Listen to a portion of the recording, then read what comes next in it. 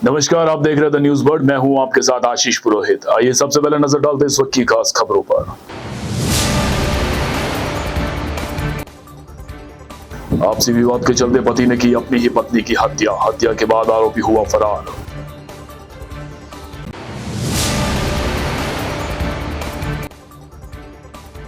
केंद्रीय मंत्री अर्जुन राम मेघवाल ने कहा, प्रदेश सरकार ने 10 माह में संकल्पों को किया पूरा। अनीता हत्याकांड की निष्पक्ष जांच का जताया विश्वास।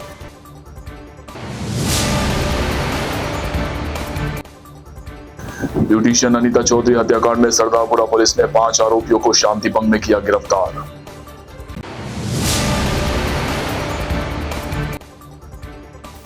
जोधपुर अतिरिक्त जिला कलेक्टर ने विभिन्न कार्यालय का औचक निरीक्षण करते हुए संबंधित विभागीय अधिकारियों को दिए आवश्यक दिशा निर्देश। और अब खबरें विस्तार से। जोधपुर के राधानाड़ा स्थित वाल्मीकि बस्ती में रहने वाले एक व्यक्ति ने अपनी पत्नी की हत्या कर दी। हत्या की वजह पता नहीं चली, मगर ऐसी आशंका जताई जा रही है कि दोनों के बीच रात को किसी बात को लेकर विवाद हुआ था। घटना के वक्त बच्चे बाहर गए हुए थे। घटना के बाद पति फरार हो गया, जिसकी अब पुलिस तलाश कर रही है। शव को दोपहर में एमजीएच की मोर्चरी में रखवाया गया। मौका स्थल पर दोपहर तक पुलिस के आला अधिकारी पड़ताल में जुटे रहे। मौके पर एफएसएल टीम ने साक्ष्य जुटाए। हत्या किसी धारदार वस्तु से किए जाने का संदेह जताया जा रहा है। मामले में रातानाडा पुलिस की तरफ से तफ्तीश जारी है। थाना अधिकारी प्रदीप डांगा ने बताया कि रातानाडा वाल्मीकि बस्ती पंजाब नेशनल बैंक के सामने रहने वाले अजय बारासा उर्फ बबलू ने अपनी पत्नी पूजा की सिर पर वार कर हत्या कर दी।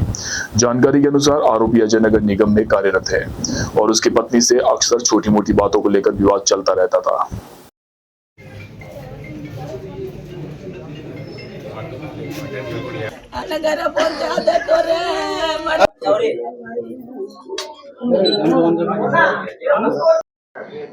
एक दुखद घटना हुई जिसमें अजय नाम के पति ने रत्नाड़ा हरिजन बस्ती में अपनी पत्नी पूजा की हत्या की है। उसके बाद जैसे ही हमें सूचना मिली तो पुलिस की टीमें मौके पर पहुंची। एसएचओ साहब रत्नाड़ा भी यहाँ पे पहुंचे, मैं भी, और घटना स्थल का पूरा निरीक्षण किया गया। सबूत के लिए जो भी चीज़ें चाहिए वो हमने लिए। टीमें बनाई गई है, मुलजिम को दस्तयाब किया जाएगा। ये जो शीला यहाँ रहती थी, इसके जेठानी 2 जेठ है, वो भी इसी घर में रहते हैं। एक ऊपर रहता है, एक बगल में रहता है, और ये दोनों मियाँ बीबी यहाँ रहते हैं। इसका पति अजय नगर निगम के अंदर अतिक्रमण में सरकारी नौकरी करता है और ये घरेलू कार्य करती है अपना। और कल रात को पता नहीं दोनों बच्चे कहीं अपनी मौसी के घर गए हुए थे, और मौसी के घर से जब ये सवेरे आए तो बच्चों ने दरवाजा खोल के देखा तो पता चला इसके सर के ऊपर चद्दर ढकी हुई थी। और चद्दर जैसे ही उसने मम्मी को जगाने के लिए उठाई तो पता चला कि उसके सर में चोट लगी हुई है। तब उसने चिल्लाए। दोनों बच्चे लड़के उसके साथ में एक मौसी का लड़का था और बस्ती वाले हम इकट्ठे हुए। मैं बस्ती का पूर्व अध्यक्ष राजेश तेजी। तो हमें जानकारी हुई। जानकारी होने के पश्चात हम पुलिस में गए। पुलिस में जाने के बाद पुलिस को सूचना की। पुलिस यहाँ मौके पर पहुंची है, मीडिया भी तमाम यहाँ पहुंची है। और यहाँ पे जब अंदर गए तो क्या देखा आपने, कैसे? मैं जब अंदर गया तो उसके सर के ऊपर चद्दर ओढ़ी हुई थी और मैंने देखा कि उसके सर के ऊपर चोट लगी हुई थी जिससे वो लहूलुहान थी। ठीक है, मैंने उसको हाथ देखा उसका, मैंने कहा हॉस्पिटल ले जाऊं, कोई बात नहीं है, अगर ये बच सकती है तो उस समय ऐसा प्रतीत हुआ कि ये इस दुनिया में अब नहीं रही है। केंद्रीय विधि व न्याय राज्य मंत्री अर्जुन राम मेघवाल ने कहा कि जम्मू कश्मीर में धारा 370 फिर से लागू नहीं होगी। धारा 370 का लगना मतलब देश की एकता और अखंडता को खतरा होगा और यह खतरनाक साबित हो सकता है। वक्त पर संशोधन किए जाने के बाद मुस्लिम वर्ग को भी फायदा पहुंचेगा। मंत्री मेघवाल बुधवार को जोधपुर प्रवास पर पहुंचे। यहां से सीधे प्रदेश में हो रहे उपचुनाव कार्यक्रम के लिए रवाना हो गए। केंद्रीय विधि व न्याय राज्य मंत्री अर्जुन राम मेघवाल ने पत्रकारों द्वारा पूछे गए सवालों पर कहा कि जम्मू कश्मीर में धारा 370 फिर से लागू नहीं की जाएगी। इस धारा के कारण देश की एकता और अखंडता को खतरा उत्पन्न हो गया था, जिसे हटाया जाना नितांत जरूरी हो गया था। केंद्रीय मंत्री मेघवाल ने कहा कि प्रदेश की भजनलाल सरकार ने संकल्पों को 10 माह में पूरा किया है। इससे पहले पूर्ववर्ती सरकार ने अपने एजेंडे को कभी भी पूरा नहीं किया था। वे उपचुनाव को लेकर आश्वस्त है कि इस बार उपचुनाव में भी भाजपा जीतेगी। अनीता चौधरी हत्याकांड पर मेघवाल ने कहा कि इसकी निष्पक्ष जांच होगी और प्रदेश के मुख्यमंत्री भजनलाल शर्मा के संज्ञान में यह मामला है। आया हूँ मैं खीमसर जा रहा हूँ और आपको भी ठीक ही लग रहा है, हमें भी ठीक ही लग रहा है। इस बार तो बहुत अच्छा लग रहा है। इस बार ऐसा क्या खास है जो अच्छा लग रहा है? बहुत अच्छा लग रहा है कि ठीक लग रहा है। क्या ठीक अच्छा नहीं होता है? सर 2008 के बाद में कभी भी आपके पास ये सीट रही नहीं है, बड़ी चुनौती है इस बार जीत रहे हैं, इस बार जीत रहे हैं। खीमसर तो पक्का ही जीत रहे हैं, कोई मुझे नहीं लगता कि कोई इसमें किंतु परंतु है, जीत सात रहे में हैं। से एक सीट अभी वर्तमान में भाजपा के पास थी और 6 कांग्रेस के पास थी। इस बार अब कितनी सफलता की उम्मीद है भजनलाल सरकार के कार्यकाल को? देखिए हम बेहतर प्रदर्शन करेंगे इस बार। 4-5 जगह तो मैं जाके आया हूँ, अभी मुझे 84 और सलूमपुर जाना है, तो उसकी सूचना मैं बाद में दूंगा। बाकी हम सब जगह आगे हैं इस बार, ऐसा लग रहा है। सूचनाएं तो यही आ रही है हमारे पास। खीमसर को लेकर क्या खीमसर निश्चित रूप से जीतेंगे, निश्चित रूप से। इस बार तो परिस्थितियां जो हमारे अनुकूल हुई है, बहुत अनुकूल हुई है। सर इस बार गठबंधन नहीं है तो आपको क्या लगता है इससे फायदा मिलेगा आपको? किसका? कांग्रेस का खीमसर जो में त्रिकोणीय खीमसर में मुकाबला जो हो गया है। देखिए अल्टीमेटली क्या है जी, अनुमान बेनीवाल जी कांग्रेस को ही समर्थन दे रहे हैं ना। अल्टीमेटली वो एमपी इलेक्शन में भी उनका ऐसा ही रूप था। तो हमारा झगड़ा और हमारा जो सीधा संघर्ष है ना, हर जगह मुझे लगता है वहाँ एक सलूमर और 84 में भारतीय आदिवासी पार्टी से है, वो बीच में त्रिकोणिया भी है, लेकिन ये बाकी जगह तो सीधा कांग्रेस से ही है हमारा मुकाबला। सर और ये इनडायरेक्ट है, ये इनडायरेक्ट कांग्रेस है, अल्टीमेटली तो कांग्रेस ही मुकाबला। आपको लगता है भजनलाल सरकार के जो फैसले लिए गए हैं उनका पूरा लाभ इसमें मिलेगा? देखिए भजनलाल जी ने, जैसे आपको यहाँ शायद जोधपुर में अशोक गहलोत जी बोल के गए होंगे ना, तो मैं वो चीज़ आपको बोल देता हूँ। उन्होंने जो संकल्प पत्र बनाया, हम संकल्प पत्र बनाते हैं, मैनिफेस्टो को हम संकल्प पत्र कहते हैं, वो जन घोषणा पत्र कहते हैं। वो अपने पीरियड का जन घोषणा पत्र उठा ले और हमारा संकल्प पत्र वो उठा ले।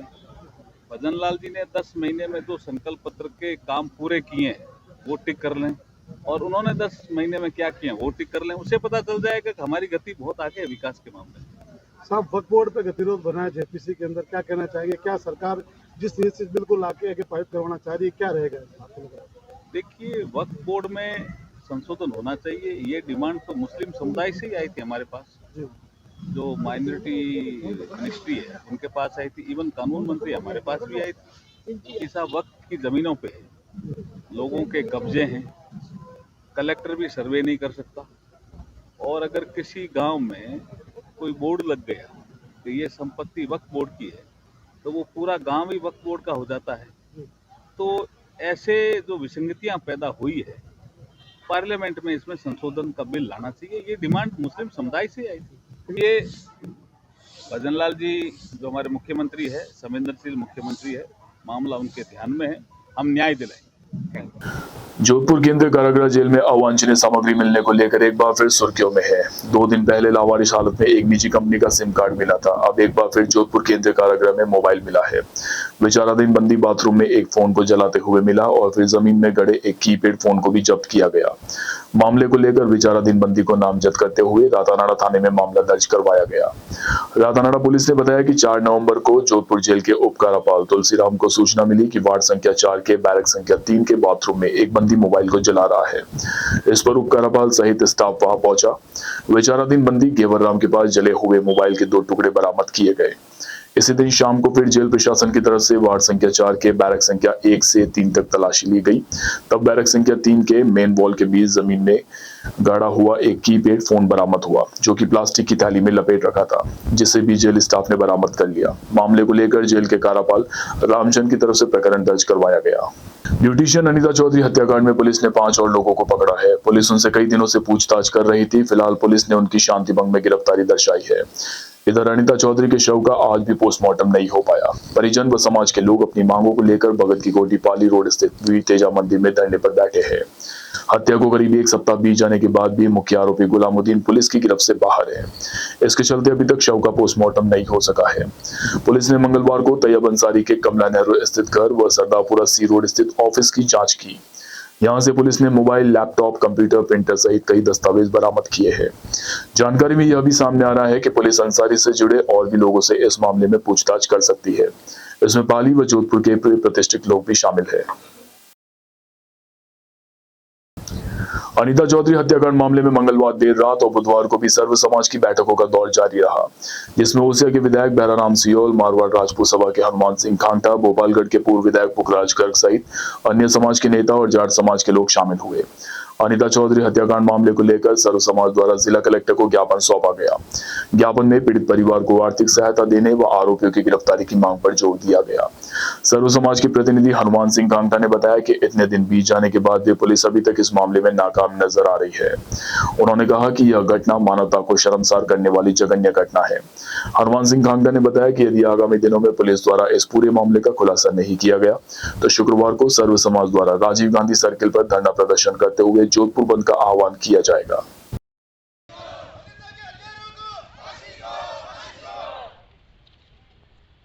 अभी करीबन आज 10-11 दिन हो गए अनीता की हत्या को, और बहुत ही निर्मम तरीके से, मतलब ऐसी घटना जोधपुर के अंदर, दुखद घटना जोधपुर के इतिहास में पहली बार है कि एक महिला के शव को ज़मीन के अंदर गाड़ देना, 6-6 टुकड़े कर देना। और जिस तरीके से, मतलब एक, मैं तो ये मान रहा हूँ कि इसके पीछे इनकी बहुत बड़ी सोच है या साजिश है कि जोधपुर की जनता, जो जोधपुर भाईचारा, अमन चैन और अपनाहित वाला जो शहर है, उसके अंदर जहर कैसे घोला जाए और एक दहशत का माहौल कैसे फैलाया जाए, इस तरीके से सोची समझी साजिश के तहत उन्होंने ऐसा कृत्य किया है। बहुत ही घिनौनी हरकत की है।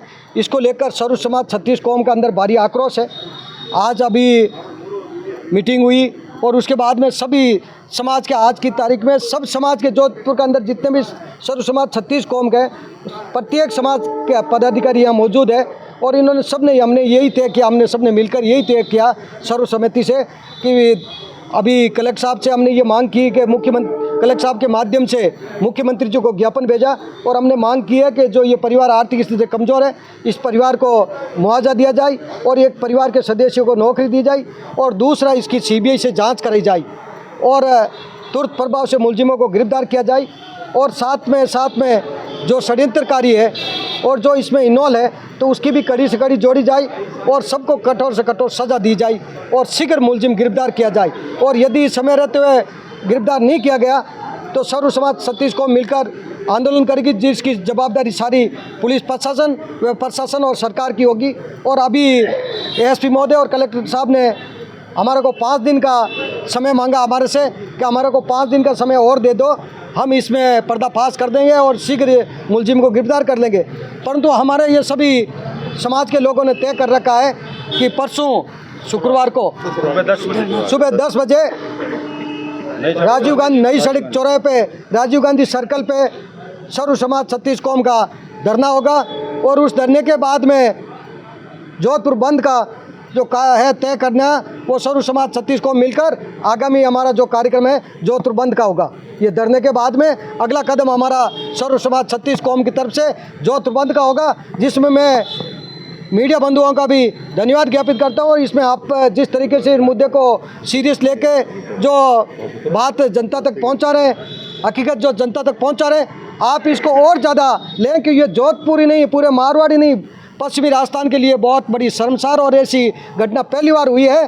तो जोधपुर बंद के लिए भी मैं आप सबके माध्यम से, व्यापारी मंडल से और जोधपुर के नागरिकों से भी निवेदन करना चाहता हूं कि जो सर्व समाज 36 कौम आपका है, आपके द्वारा जिम्मेदारी दी गई सभी पदाधिकारी हैं, वो आप सबसे निवेदन करते हैं कि इसके अंदर सहयोग करें और एक जोधपुर बंद ऐसा करें जिससे कम से कम ये संदेश जाए कि जोधपुर के अंदर ये अमन चैन भाईचारा वाला और अपनाहित वाला शहर है, इसके अंदर ऐसी हरकत किसी सूरत में कभी बर्दाश्त नहीं की जाएगी।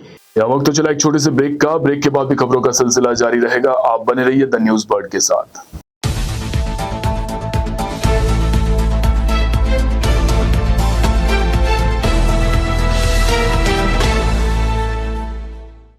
ब्रेक के बाद एक बार फिर से आपका स्वागत है। सोमवार रात को सिरोही जिले के मंडार थाना क्षेत्र में कांडला सड़क मार्ग पर देर रात को हुई सड़क दुर्घटना में 2 युवकों की मौत हो गई। युवकों की मौत से क्षेत्र में शोक की लहर है। गांव के कई घरों में चूल्हे तक नहीं जले। जिस युवक की मौत हुई उसमें परेश नाम के युवक का सोमवार को ही जन्मदिन था और 10 दिन बाद उसकी शादी थी। दुर्घटना की सूचना पर परिजनों का रो रो कर बुरा हाल हुआ व आंखों से आंसू रुक नहीं रहे हैं। गांव में भी शोक की लहर देखी जा रही है। जिस घर में 10 दिन बाद शहनाई बजनी थी, अब उस परिवार का चिराग बुझ गया है।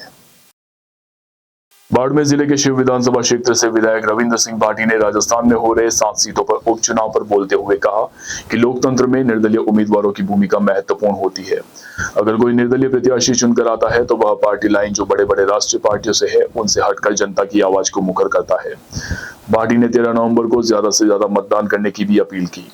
अनीता चौधरी हत्याकांड मामले में रविंद्र सिंह भाटी ने कहा कि यह एक जघन्य हत्या है, इसका खुलासा जल्द से जल्द होना चाहिए। पुलिस द्वारा आरोपी को नहीं पकड़े जाने के सवाल पर उन्होंने कहा कि पुलिस को इस मामले में गंभीरता से कार्यवाही करते हुए जल्द ही पूरे मामले का खुलासा करना चाहिए। निश्चित रूप में ना निर्दलीय चुनाव लड़ना चाहिए और दलगत राजनीति में ऊंचा उठ जनता रे आदेश रे अनुसार निश्चित रूप में ना भाग्य आजमाना चाहिए। लोकतंत्र को मजबूत रखने के लिए जो निर्दलीय प्रत्याशी आते हैं, पार्टी लाइन से हटकर जो आते हैं, वो कितनी महत्वपूर्ण भूमिका निभाते हैं? बहुत बड़ी भूमिका निभाया। आज पक्ष हो चाहे विपक्ष हो, दोया ना सही रस्तो बताऊं वास्ते और निश्चित रूप में ना वो तमाम मुद्दा, वो तमाम समस्या जो जनता से जुड़ी है, जो पक्ष और विपक्ष नहीं उठावे, वो निर्दलीय उठाया करे। आपको लगता है कि राजनीति हावी नहीं हो, पार्टी लाइन हावी नहीं हो? बिल्कुल। निर्दलीय निश्चित रूप में मीना जे पार्टी लाइन हावी नहीं हुई, ये वास्ते निर्दलीय बहुत ज्यादा जरूरी है और निर्दलीय खुद रे मीना एक दल लेर चलिया करे। आपके साथी भी चुनाव बिल्कुल भाई ना खूब खूब बधाई दिया और जरूरत पड़ी तो निश्चित रूप में मिला जाओ। जनता रो आशीर्वाद जेकर बेड़ो उसे निश्चित रूप में मीना हुआ ना विजय श्री मिल है और बड़ी बड़ी पार्टियां हर जगह चुनाव लड़या करे, पर जनता अगर एक बार मन बना लियो तो दुनिया कोई ताकत को नहीं जरूर। आज हूँ 365 दिन पहले, एक साल पहले आज रे दिन में मारो नामांकन भरियो, तो जाहिर सी बात है कि वहाँ स्थितियां परिस्थितियां मैं नजदीक में देखी है। बड़ा बड़ा दल, बड़ा बड़ा संगठन चुनाव हमारे सामने लड़ियो। मैं जनता रे दल रे माथे विश्वास राख्यो, मैं बाबा गरीबनाथ जी रो आशीर्वाद लेर उमर सामू चुनाव लड़ियो और निश्चित रूप रे मीना जनता में आशीर्वाद दियो। तो ये तरीके में ना जितना भी आज निर्दलीय चुनाव लड़ रहा है उन सब ना शुभकामनाएं दें, उन बधाई दें। निश्चित रूप रे मीना उन भाग्य आजमानो चाहिए और जनता पूरा विश्वास निर्दलीय माथे जताई।